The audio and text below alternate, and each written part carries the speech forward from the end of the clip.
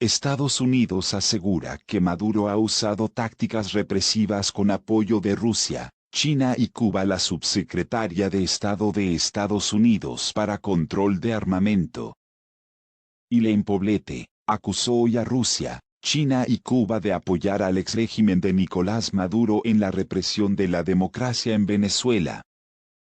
El exrégimen de Maduro, con ayuda no disimulada de Rusia, China y Cuba, ha usado tácticas de represión contra elementos democráticos y ha intentado acorralar la Asamblea Nacional, única institución democrática en ese país, señaló Poblete.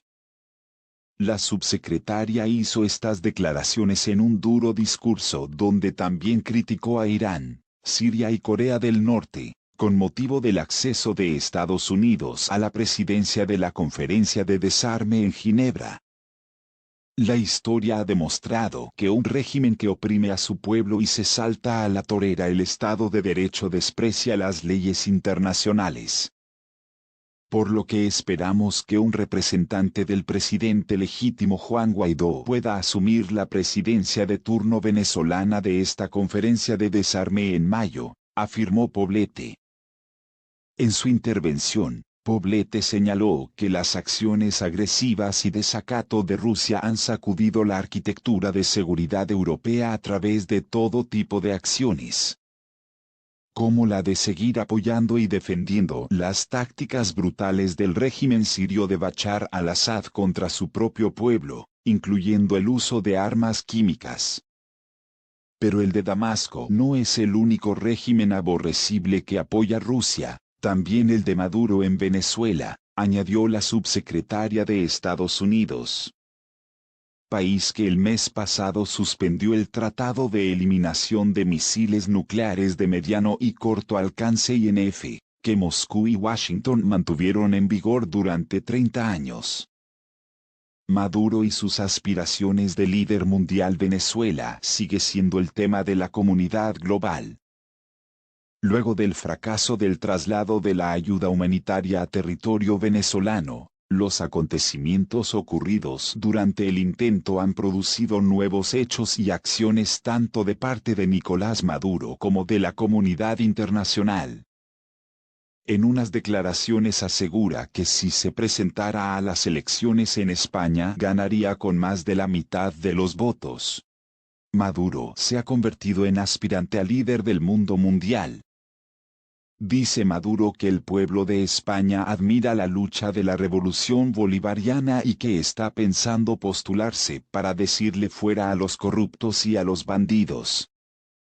Agrega que su abuelo español le permitiría presentar documentos en la Embajada de España en Caracas. Para Maduro, Pedro Sánchez es un farsante y afirma que estamos defendiendo una causa histórica. Diría un dominicano un conejo diciéndole a un burro orejú. En relación a las medidas económicas, Nicolás Maduro traslada la sede europea de petróleos de Venezuela PDVSA a Moscú para evitar las sanciones. La vicepresidenta, Delcy Rodríguez, en visita a Moscú, dice que Europa no da garantías de respeto a nuestros activos. Sin ninguna duda que la debacle venezolana es histórica. Por otra parte, el oro del Banco Central ha sido sacado para poder obtener dinero en efectivo por el endurecimiento de las sanciones. El conejo se convirtió en coneja. La propuesta de Estados Unidos para exigir elecciones presidenciales libres y el ingreso de la ayuda humanitaria fue vetada por Rusia y China. En el ámbito global, el Consejo de Seguridad de Naciones Unidas se ocupa de Venezuela. Una segunda propuesta de resolución impulsada por Rusia para indicar los intentos de intervención en asuntos internos y las amenazas de uso de la fuerza contra Venezuela tampoco fue aprobada. Se agrega un conejo. Dice el embajador ruso que Washington quiere aumentar la tensión y prepara el terreno para derrocar el gobierno de Venezuela, y el embajador chino dice que su país rechaza que fuerzas externas interfieran en cuestiones internas de Venezuela y se opone a una intervención militar. Ambas propuestas no aprobadas implican que no es probable que el Consejo logre un acuerdo sobre la salida de la crisis de Venezuela. Rusia y China son los nuevos amigos de Venezuela. Se ha ganado el apoyo de dos grandes del mundo mundial. Felicidades para Nicolás Maduro. Los enemigos son en primer lugar Estados Unidos y el Grupo de Lima, conformado por un grupo de países iberoamericanos y Canadá, que apuestan por ampliar el cerco diplomático contra Maduro, al que califican como un régimen ilegítimo. Hugo Carvajal asegura que Maduro financia manifestaciones en el exterior. El diputado a la Asamblea Nacional AN, por el estado Monagas. Hugo Carvajal aseguró que Nicolás Maduro es el encargado de financiar diversas manifestaciones políticas en su beneficio realizadas en el exterior. Carvajal señaló que las manifestaciones tan espontáneas como las caravanas de Centroamérica hacia Estados Unidos, son ordenadas por Maduro y pagadas por sus socios en México. Hasta Washington llega el dinero de la corrupción y el narcotráfico de Maduro y compañía, sentenció. El exdirector de la Dirección General de Contrainteligencia Militar DGCIM, escribió este mensaje retuiteando uno difundido por la exdefensora del pueblo, Gabriela del Mar, quien tildó de poco espontánea la manifestación realizada este sábado cerca de la Casa Blanca a favor de Nicolás Maduro y en contra de las medidas que ha aplicado el presidente Donald Trump ante la severa crisis venezolana. El régimen de Nicolás Maduro admitió solamente 2 muertes por el impacto directo del apagón en Venezuela, lo aseguró el presidente de la oficialista Asamblea Constituyente, Diosdado Cabello, quien además afirmó que los pacientes que estaban en terapia intensiva sobrevivieron porque los ayudaron manualmente. Un relevamiento de la ONG Médicos por la Salud estableció al menos 21 muertos y el dirigente opositor José Manuel Olivares asegura que fueron 26. El presidente de la Asamblea Constituyente venezolana, Diosdado Cabello, considerado el número 2 del chavismo gobernante, confirmó este lunes 2 muertes como consecuencia del impacto directo del apagón que dejó en la oscuridad a casi toda Venezuela hace más de una semana. Hubo, según el reporte que yo tengo, 2 personas fallecidas por impacto directo del apagón, dijo Cabello durante una rueda de prensa en la que actuó como vocero del gobernante Partido Socialista Unido de Venezuela SUV, al destacar que afortunadamente no hubo que lamentar más víctimas. Sin precisar detalles de las muertes, Cabello indicó que el número de fallecidos no fue más elevado porque en los hospitales a los que estaban en terapia intensiva manualmente los ayudaron a seguir respirando.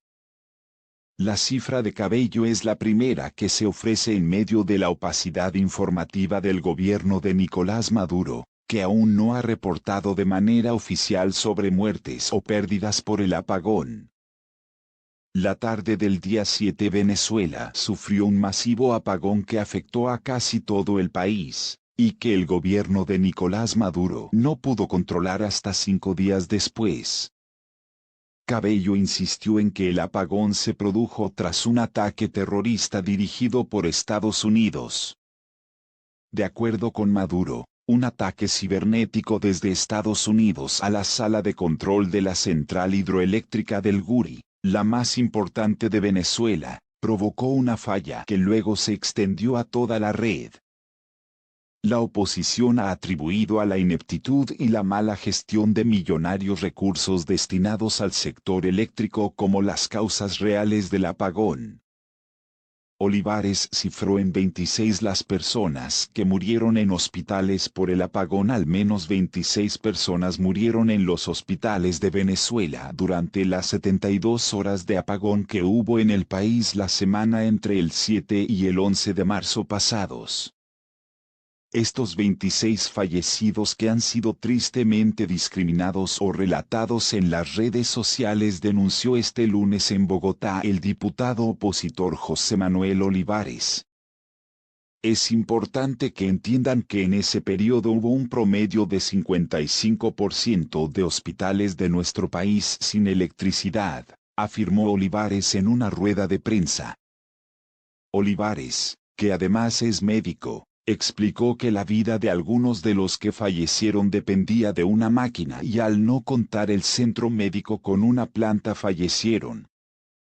Entre ellos citó el caso de un paciente oncológico en un hospital militar que tuvo una hemorragia mientras se encontraba en el segundo piso. En otros hospitales había planta eléctrica y de todas formas varios pacientes murieron.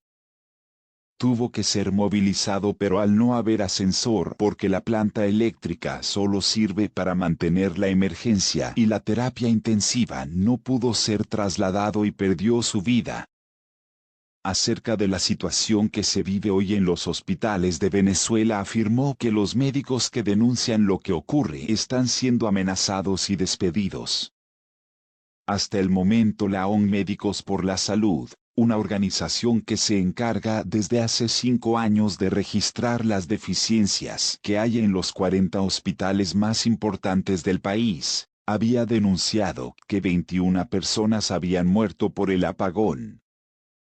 El médico Julio Castro, uno de los voceros de esta organización, difundió en su cuenta en Twitter un listado sobre los fallecidos hasta las 21 en punto local 2:30 de Greenwich, del 10 de marzo. Pese a que el gobierno de Nicolás Maduro ha negado que hayan muertes en hospitales producto del apagón. De acuerdo con la organización, solo en el Hospital Manuel Núñez Tovar de Maturín, en el estado Monagas Este, habían muerto 15 personas por las fallas eléctricas, mientras que en Caracas se ha reportado el fallecimiento de 4, todos ellos neonatos.